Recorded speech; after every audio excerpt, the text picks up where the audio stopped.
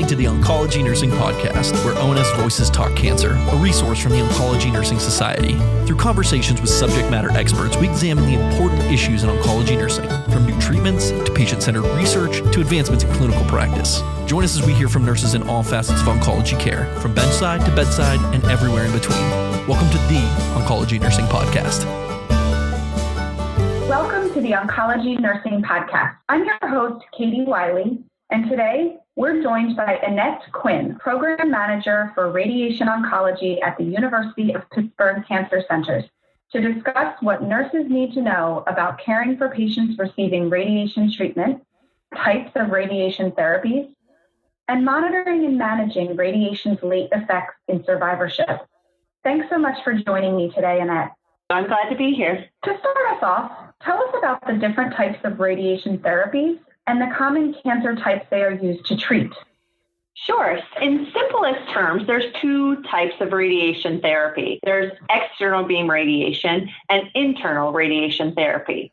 Now, the difference between them is external beam radiation uses direct high-energy X-ray beams aimed at the tumor from outside of the body. These X-rays, which we call photons, are generated by a machine known as a linear accelerator. So I always love to explain this to people that aren't familiar with radiation oncology. So how does the machine work is a lot of questions that we get from nurses and from patients. It's called a linear accelerator because we accelerate electrons at a very, very high speed, and then we have them hit a tungsten target. And so when you take something from a high energy level to a lower energy level, it gives off the energy, right? It has to decrease the energy. So that energy comes out in the form of photons, and that's what we aim at the patient for the radiation therapy. This type of radiation passes right through the patient. They are not radioactive. It doesn't stay in them. It's just like getting a normal bone X-ray. That's how we typically explain it to our patients. As it passes through, it damages the DNA of the tumor cell. And unfortunately, just like chemotherapy, it damages the healthy cells that are in the area or in the path of the radiation as well. This damage leads to biochemical reactions and cell death. So that's basically, in a nutshell, how the radiation therapy works. The amount of radiation is measured in grays. That's our term that we use. We don't use the term rad anymore. We use the term gray. So it's the amount of radiation absorbed into the tissue. And you may also hear of something called proton beam therapy, which is also external beam radiation. Proton is very big right now. And it's also a form of external beam radiation therapy. It's radiation from the outside of the body that passes through the patient. But instead of X-rays, it is particulate matter. It's a proton that is used. This is very attractive because protons deposit their energy right at the site of the tumor, and there's very little scatter, or what we call fall off. So tissue in the area doesn't get affected as much. So people like to use protons because they're a lot more of the normal surrounding tissue. Internal radiation therapy is commonly known as brachytherapy. And brachytherapy is radiation that we do inside the body, and that is from nuclear decay. So we place radioactive material directly inside or next to the tumor, and it decays over time, and as it decays, it gives off radiation. There's different types of brachytherapy as well. There's what we call low-dose rate brachytherapy. So we would put radioactive seeds in the patients, and they would stay in the patient. Those are the patients that are typically radioactive. They have to avoid being around people. You see this with something like prostate cancer seed implants. That's a big area for low-dose brachytherapy. There's also high-dose brachytherapy, which we use in patients that may have a sarcoma. So what these patients do is they have little catheters placed. They have resection of the sarcoma tumor. Then at that time, we place catheters that look almost like spaghetti.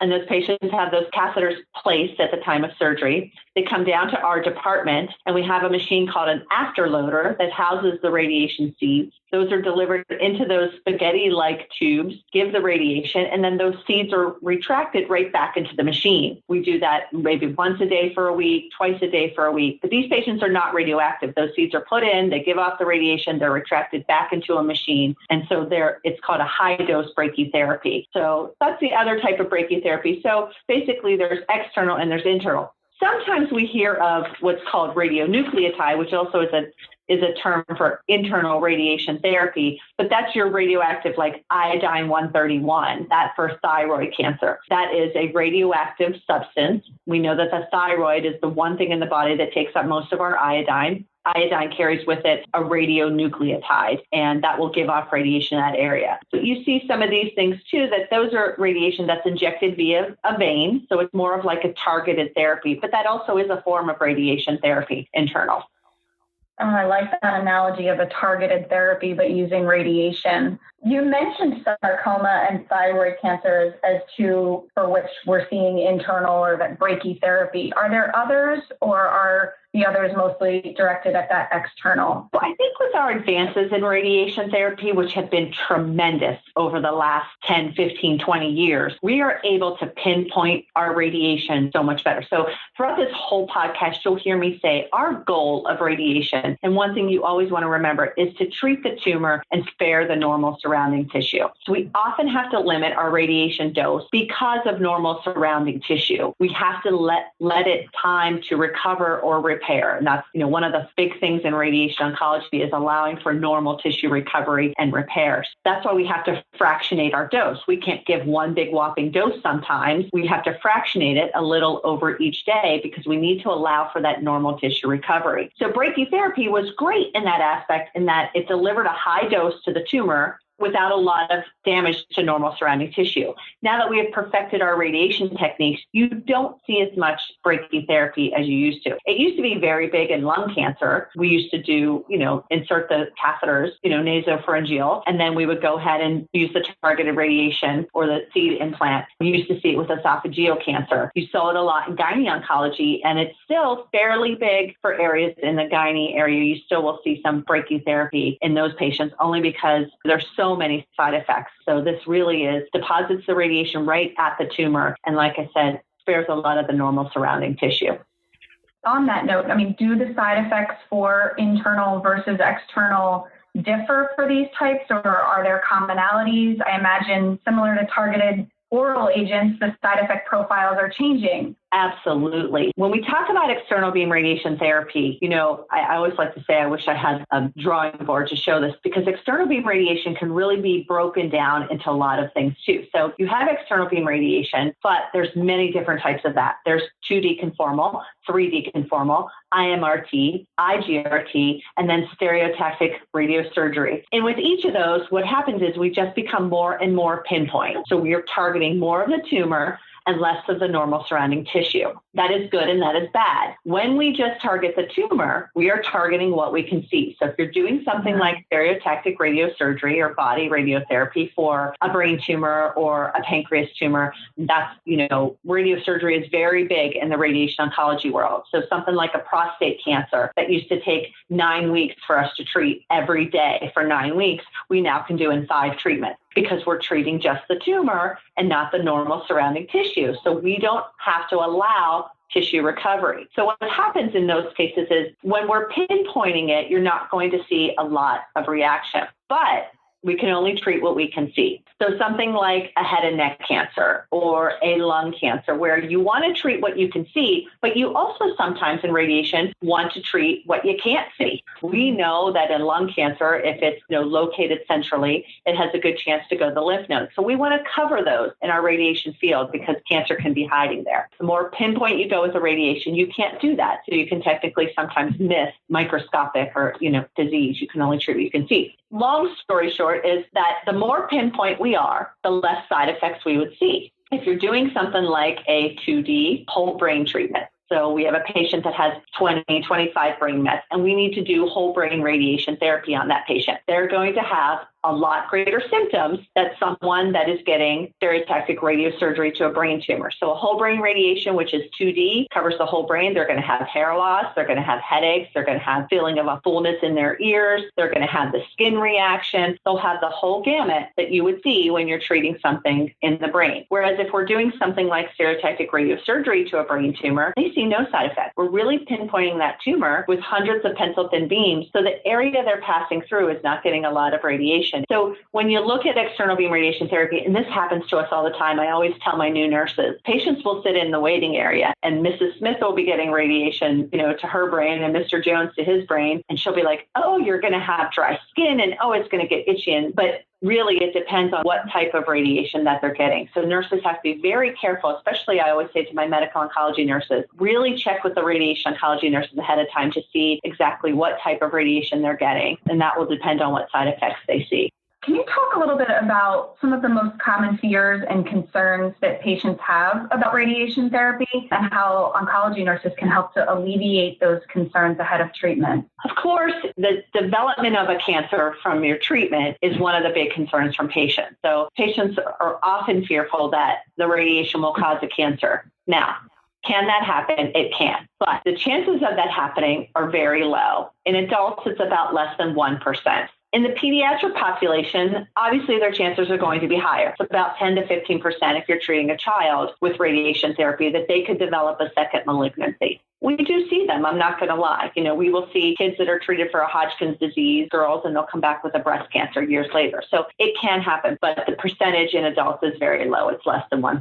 Claustrophobia is another big concern. A lot of anxiety. They equate us all the time to an MRI scanner. Our machines are wide open. They are not in a tube. It is very wide open. They do need CT scans for planning. Obviously, CTs are a lot more wide open, and we have wide bores. The tables are very hard. Our treatment, when patients have bone mets, especially spine mets, our tables, we have to be able to recreate the exact position of a patient every day. It's a hard table, and we cannot cushion it. So pain is a big fear of patients laying on that table for a long time.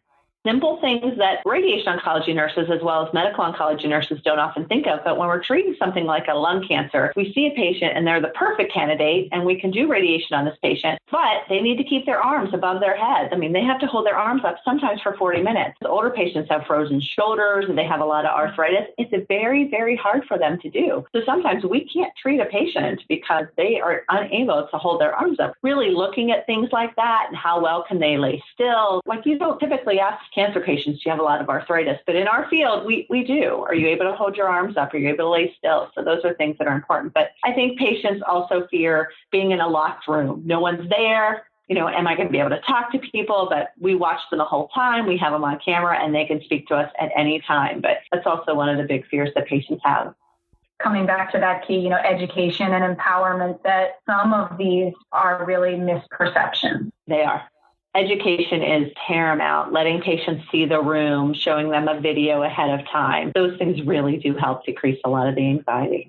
So once a patient starts their treatment, we've talked a little bit about, the types of therapies that we have as options. And you talked a little bit about the side effects that we might anticipate. Is there anything that based on a patient's individual risk or specific diagnosis that might make them more likely to develop some side effects? Oh, absolutely. In the radiation oncology field, any patient that presents with a connective tissue disorder, whether that be a scleroderma, fibromyalgia, things like that, are concerning because it has been proven that radiation can increase the effects of connective tissue disorders in these patients. So those are red flags when we see patients have something like a connective tissue disorder. And really, sometimes they may not be able to receive radiation. Younger age, obviously, can have more risk for side effects. They have greater cell turnover. We typically will see greater side effects in that population. For the head and neck cancer population, it's odd sometimes. If they're drinkers, sometimes they'll have a little less nausea, but we often, in head and neck cancer patients, will often say,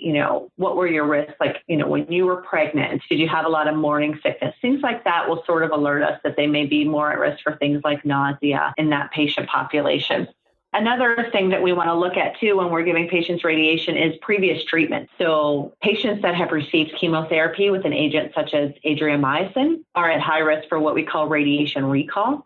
Certain drugs can lead to a greater effect in radiation therapy. And some of the newer immunotherapies that are coming out, we really watch reactions. And this is all such new, uncharted waters. And there's still a lot of studies coming out. But what is the role of radiation with immunotherapy? And we're finding sometimes that patients that had radiation, 6 weeks, 8 weeks, 3 months before they get the immunotherapy, you can see this recall reaction or an exacerbation of some of the symptoms. So talk a little bit about acute reactions from radiation treatment. I know we want to focus a lot on some of those long-term and survivorship issues, but I think it helps to set the stage with what some of the acute radiation effects might be that oncology nurses should be aware of, and how are they assessed for and managed? Correct. So obviously with radiation therapy, our acute effects are going to be where we're aiming the radiation beam. If you're treating something like a pancreatic tumor, you're going to look for things like nausea, diarrhea, and you're going to manage those accordingly. So acute reactions are where we're aiming. Now, where they get a little tricky, and sometimes I say to my nurses, is that when you have a patient that has a lesion maybe at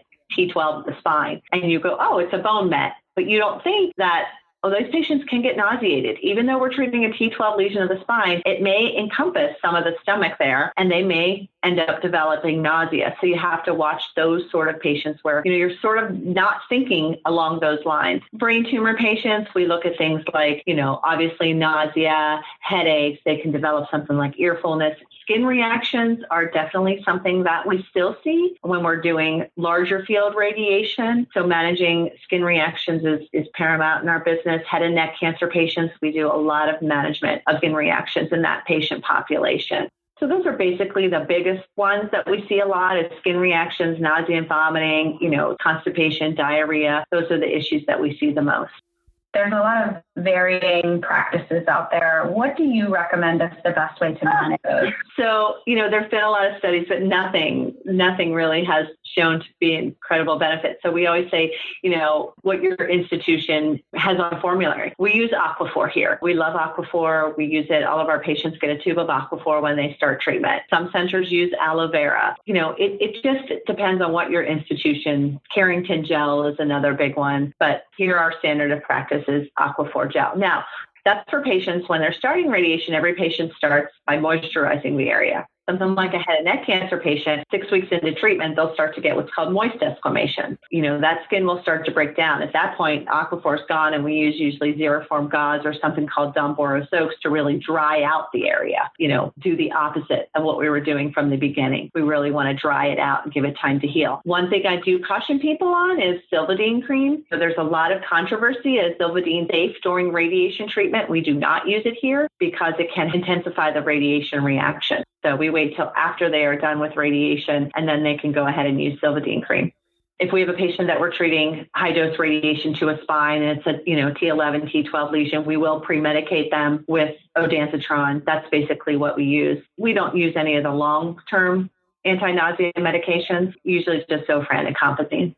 And in contrast, what are the late and chronic effects? So, one of the things that I always like to bring up is obviously a big one, which is, you can see in breast cancer patients, although as we pinpoint our radiation and, with sentinel node biopsies, we're doing a lot less removal of the lymph nodes, but lymphedema is one that you can see. Now, I always say that you can see it in breast cancer patients, but where we see a lot of it is in our head and neck cancer population. So these patients, we do the radiation to their head and neck, and, they can't sometimes sleep flat anymore. They really have to sleep elevated because they get a lot of lymphedema in their neck. So we teach manual drainage of that. Survivorship is great for head and neck cancer patients. It has been really a godsend for these patients because they have a lot of long-term issues, not only lymphedema, but they have a lot of fibrosis. So a couple of things in the head and neck population is the radiation can cause, osteoradionecrosis, where we sort of can damage the bone.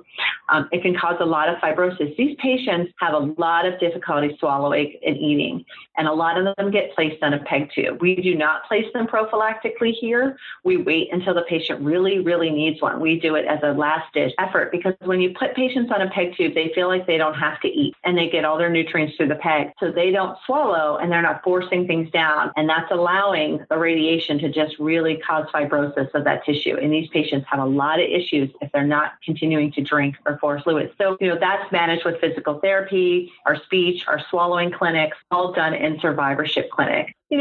Fatigue, I always say, can last up to a month after radiation, and that can be very debilitating for some patients, especially whole brain radiation patients. They can get severe fatigue that can last, sometimes up to a month. You see that in these patients. But the bigger ones that we see is a lot of fibrosis of the tissue, permanent skin changes. Usually that's just cosmetic, though. But it can be very, for a breast cancer patient, that can hurt their body image, but that skin will remain a little darker and more tan than the area that has been non-irradiated. So just keeping that moisturized and well taken care of usually helps. Another long-term effect that is concerning in patients who have received radiation therapy is cardiac toxicities. Women that have had left breast radiation could be at risk for cardiac toxicity. Some lung cancer patients, kids who've been treated for Hodgkin's lymphoma. So really making sure that these patients are followed long-term with a good cardiologist, that someone is watching their cardiac output and managing any cardiac toxicities that they have noted from the radiation therapy is incredibly important. How does it tie in if the woman has received an anthracycline and is approaching maybe a maximum cumulative dose? Can the radiation compound that? Absolutely. Those are absolutely things that we look at is, what's their prior past medical history? That's important. We talked too about, what are some risk factors for radiation? And I talked about connective tissue disease. One of the other things is previous treatment. What have they had previously? Was that area radiated previously? And what chemotherapy agents have they had that may affect that tissue? That's very important. That makes a lot of sense.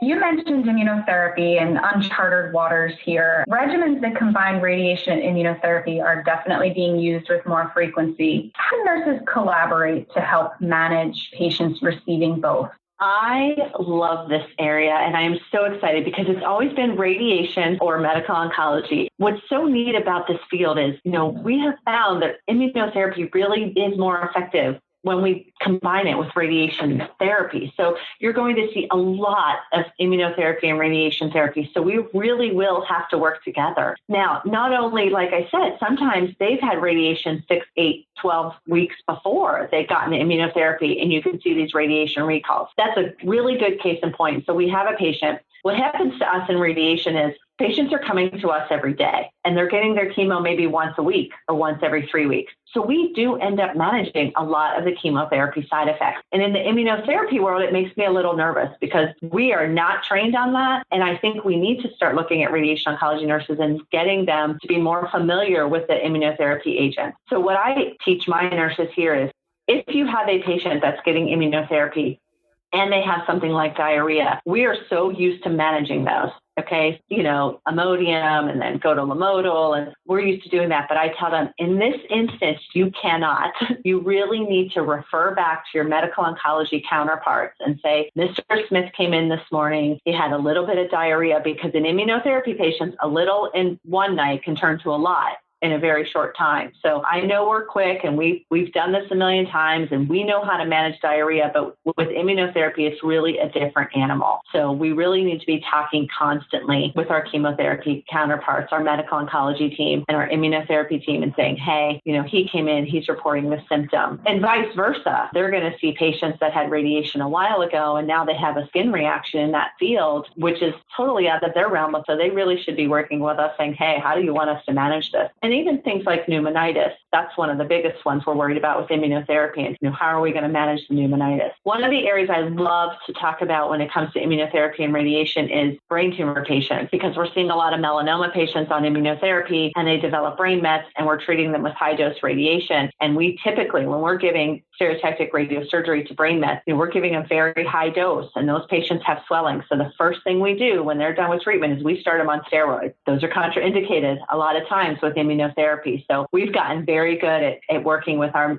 medical oncology team here, saying, we treated this lesion in Mr. Jones' brain, and he's at really high risk for swelling, which can, if he doesn't go on steroids, it can cause a seizure. And they say, okay, you can start at this dose, but I only want him on it for a week. And so we really work closely back and forth on how to manage that. So I think a lot of education, we're going to need to come up with a lot of symposiums, getting nurses, radiation and medical oncology nurses in the same room. And so we can develop really great guidelines on how to work together. I mean, it's clear that it really does take an interprofessional approach to caring for these patients. Who would you say needs to make up an interprofessional radiation team, and what are their roles? So we have obviously the radiation oncologist. You have your nursing team. But one thing that a lot of people don't know is there's a lot of behind the scene work in radiation. So we have these really great people, physicists and dosimetrists, who determine the plan for this patient. So when we see a patient, it's referred to us by a medical oncologist or a surgeon. The radiation oncologist sees the patient, they determine the treatment, the type of radiation they want to give,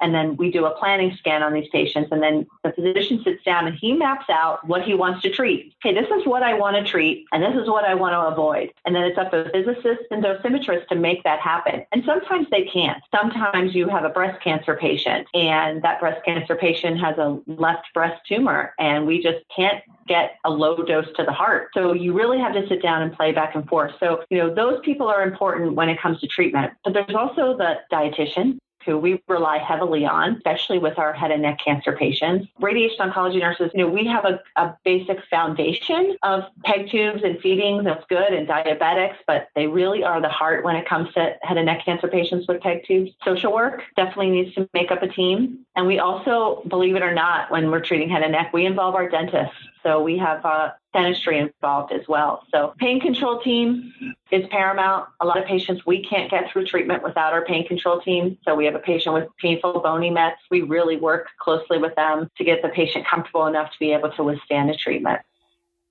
What are some good resources for medical oncology nurses to use to learn more about radiation therapy, patient care, or patient experiences? There's so much out there on the internet. NCI has a lot of great resources that we usually utilize. I love ONS's radiation therapy course. I think it's very, very, very well done. I think it's a great starter for medical oncology nurses to really get a good overview of what happens in radiation oncology. Anytime you can go to Lunch and Learn or podcast or, attend a webinar learning about radiation oncology, we always say to call your radiation oncology nurses and say, hey, can I spend a day? People just send them down here. They have no idea what happens down here, but come spend a day with us. Really, we could teach you a lot about radiation oncology in 8 hours, and you'll really get a good feel of what these patients go to. We get calls all the time. They say, can you start Mr. Jones on radiation? And then they call us the next day and say, did he start? And it's like, it's just that, no, it's not that easy. So, there's a lot of good resources out there, but listen, ONS, Congress, hopefully we'll all get back together. Great areas to learn a lot about radiation oncology.